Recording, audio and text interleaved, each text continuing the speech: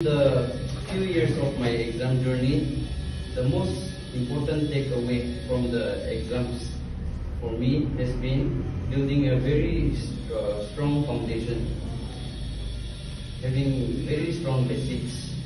Since you are all in the foundational course, I would like to encourage all of you to build a very strong foundation while you are taking your coaching.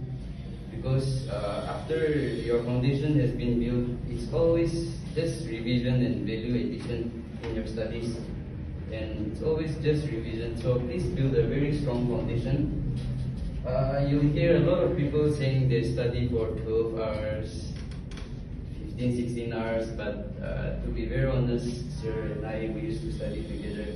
For us, we used to study just 4 to 6 hours daily, and sometimes when we had a lot of work, we used to study for just 2, 3 hours, but it's been enough